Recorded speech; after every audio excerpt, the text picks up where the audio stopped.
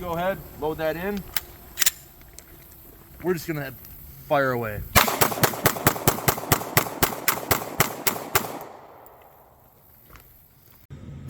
What is going on, YouTube? AJ here from Atmosphere Tactics and Gear, bringing you another video on this guy right here. Very popular handgun in the market because of its price. But we're going to kind of dive into it, take a look at it in detail, and see what you're getting for that price.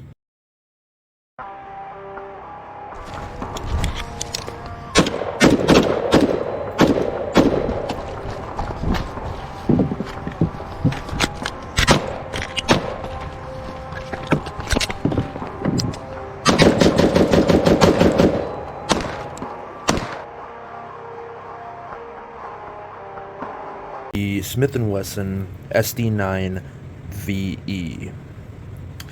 This is a very popular handgun because, as I said in the intro, it is a very affordable handgun. First thing we're going to do is go ahead, take that magazine out. We got rounds in the mag. We're going to go ahead and lock that chamber back, just for safety precautions. Now, just getting into the Smith & Wesson SD9VE, I do not have the original box to kind of show you guys what all comes in it, but from, based on my recollection, this guy's going to come with two 15-round magazines, and the magazines are steel with a polymer base plate. It looks like you can change the base plates out, so I don't know if Smith offers support on these or not. Chambered in 9mm, and go ahead, put that magazine off to the side.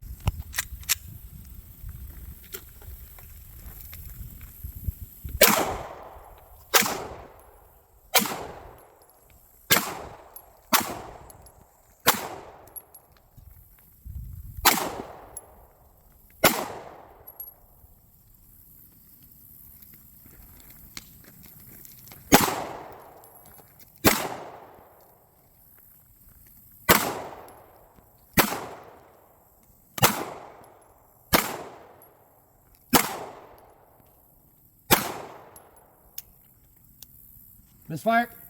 Moving along, we do notice that it does resemble the Glock 19 very, very well.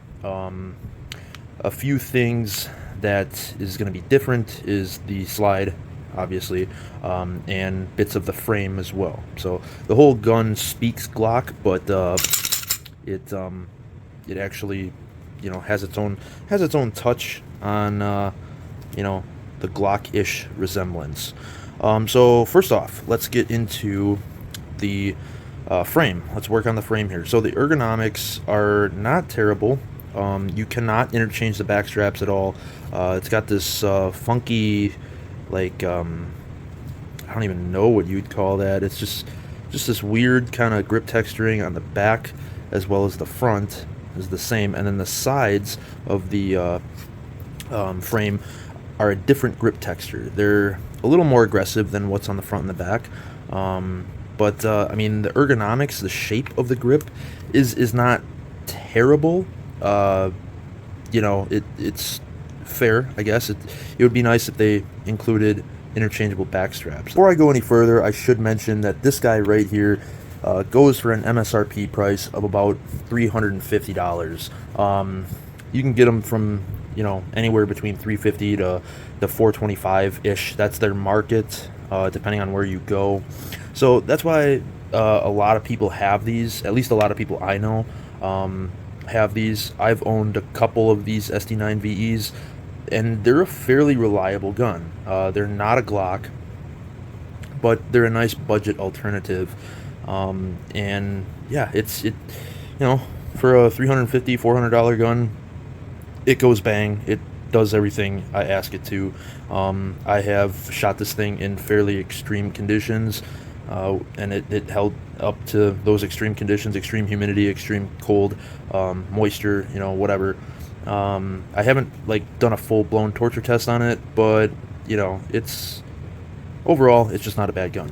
So anyways, continuing on, let's look at the controls on the frame here. So we have our mag release, which is fairly accessible. Mag release is polymer, so I don't know if you can change that out or not, but the slide release is not polymer, it's steel, or I think it's steel. It might be aluminum, I don't know. I'm bad with feeling out metal, I guess.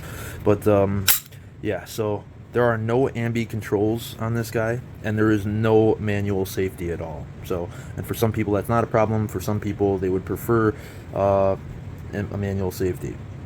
One thing about their frame that I do like is they added this little textured part with an indentation here for those of us out there that go thumbs forward. So I really like to shoot a handgun thumbs forward, and that's just really nice to get a purchase on the side of that frame there. That was a good solid move for Smith & Wesson there. Really appreciate that.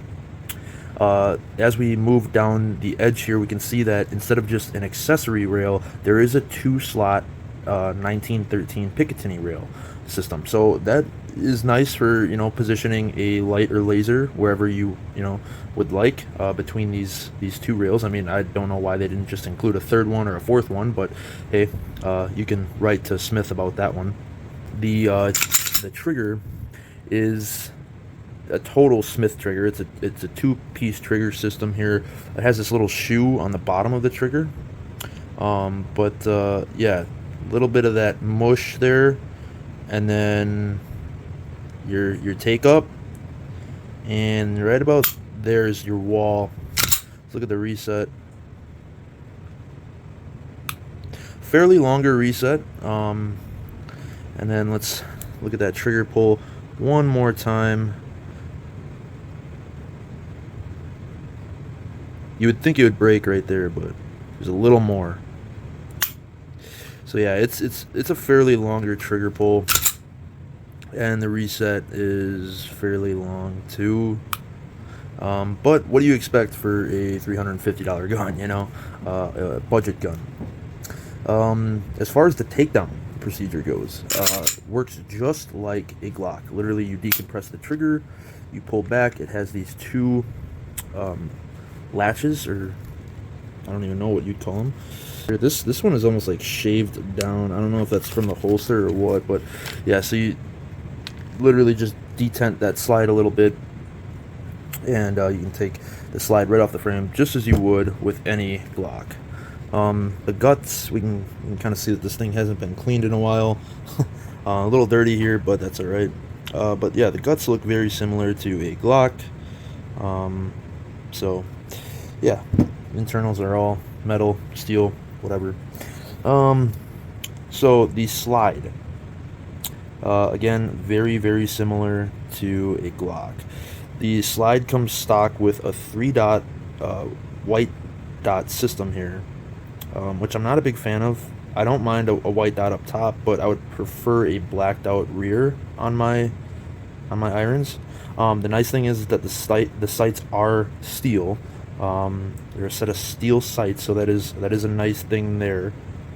But a little bit of rust forming right there. It looks like we gotta scrub this thing down, get some Hops 9 on it.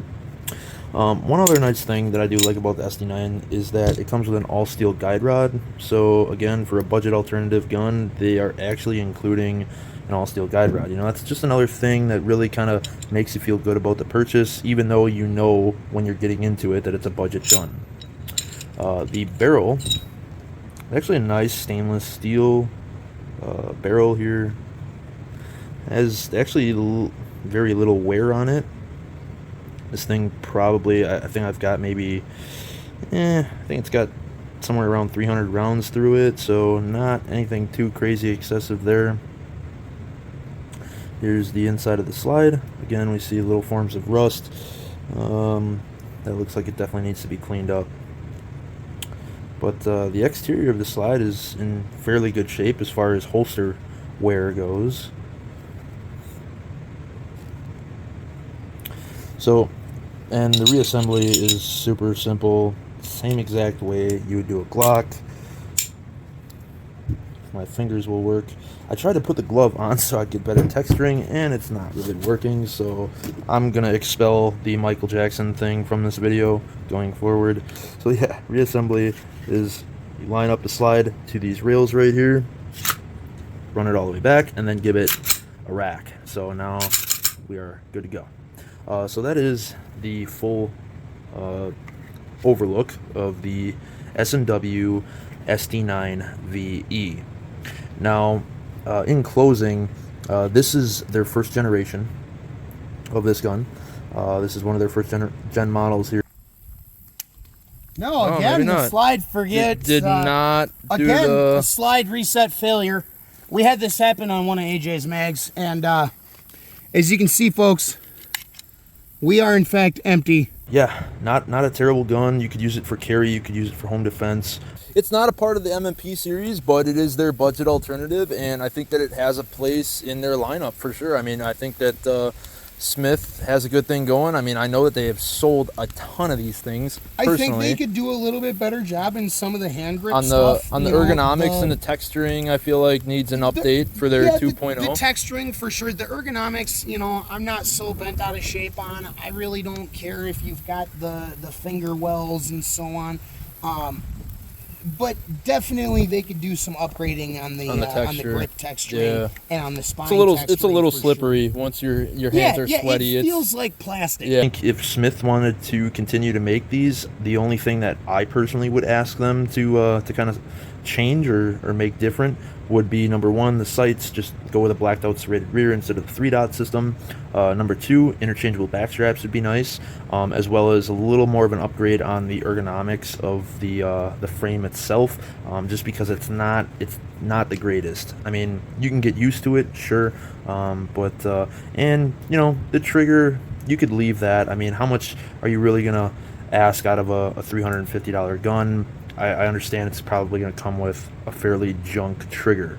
You're not going to be putting no, ZevTech or Apex trigger in it or anything like that. But yeah, another cool thing to see if they are going to go with a full Glock clone is, like, even though it's nice to have steel magazines, make it compatible with Glock mags. Do like what the Dagger did or what the Shadow Systems did, or the P80s. That would be super cool to have this thing accept Glock magazines. Now that Glock's Gen 3 patent is up, they could totally get away with doing that on their Gen 2 models. So yeah, $350, you got yourself a decent gun.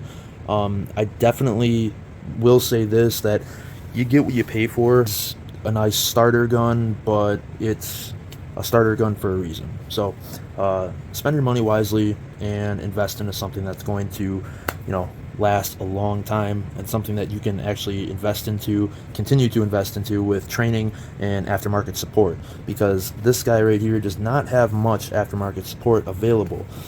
So just food for thought there. If this video was helpful for you guys, go ahead, drop that thumbs up button, would really appreciate it. And if you're new here, subscribe to the channel for further content. We'll be covering a lot of firearm reviews, knives, lights, tac packs, bug out bags, you name it. We'll drop a lot of stuff here on the channel going forward. It's still a fairly new channel, but we are more than happy to have the amount of subscribers that we do, and we're going to keep that going. So until the next video, guys, you guys stay safe, stay happy, and stay ready out there. Any final last words? Be trained, be safe, and be happy. Amen. God bless America. Long live the great republic.